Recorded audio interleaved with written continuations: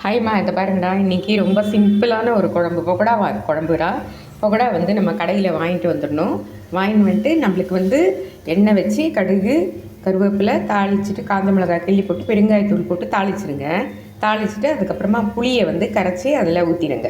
அவ்வளோதான். அந்த புளியை வந்து எவ்வளோ தண்ணி ஊற்றுறமோ புளியை ஊற்றுறமோ அவ்வளோ தண்ணி ஊற்றிடுங்க. அதில் மிளகாத்தூளும் உப்பும் போட்டுருங்க.